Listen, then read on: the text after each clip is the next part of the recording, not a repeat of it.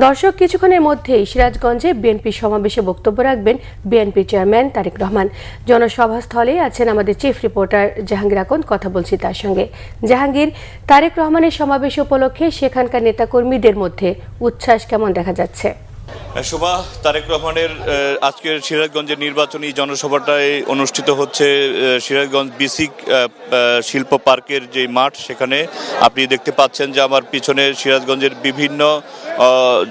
জেলার বিভিন্ন আসন থেকে, সংসদীয় আসন থেকে নেতাকর্মীরা নিয়ে তারা এই নির্বাচনী জনসভায় যোগ দিচ্ছেন এবং ব্যানার ফেস্টুন আপনারা দেখতে পাচ্ছেন। তারা স্লোগান দিচ্ছেন ধানের শীষের পক্ষে, ভোট দিব কিসে, ধানের শীষে, এরকম নানান স্লোগান তারা দিচ্ছেন। নেতাকর্মীরা বলছেন যে সিরাজগঞ্জে তারেক রহমানের আগমনে যে গণজোয়ার, যে জনজোয়ার তৈরি হচ্ছে, সেটি আগামী যে 12 তারিখের নির্বাচনে অনেক কাবে এবং বিএনপির প্রার্থীদের বিজয় সুনিশ্চিত হবে।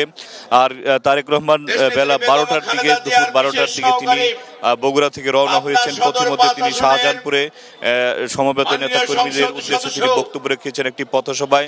এবং আমরা আসার পথে যেটি দেখতে পেয়েছি যে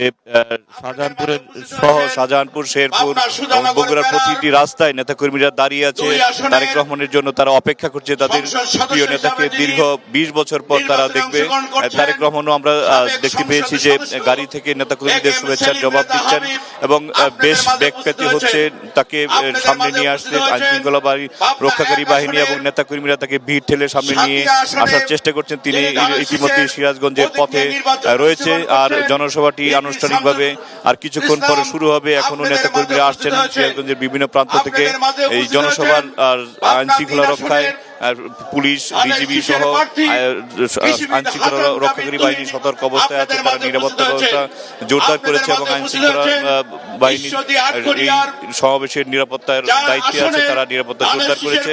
তো এইখানে যারা উপস্থিত আছেন সবাই তারেক রহমানকে অপেক্ষা করছেন এবং আশা করা যাচ্ছে যে নির্ধারিত সময় জনসভার 2:30টায়, তার আগেই তারেক রহমান সমাবেশ করে এসে পৌঁছবেন এবং নেতাকর্মীদের সাথে তিনি নেতাকর্মীরা অধীর আগ্রহ তাকে দেখার জন্য এবং তার বক্তব্য শোনার জন্য সেই সকাল থেকে অপেক্ষা করছে। তাদের সেই অপেক্ষার কিছুক্ষণ পরেই সেটার অবসান হবে। তো সময় এই ছিল সিরাজগঞ্জ থেকে বিএনপির নির্বাচনী জনসভার সবশেষ খবর। জাহাঙ্গীর, আপনাকে অসংখ্য ধন্যবাদ।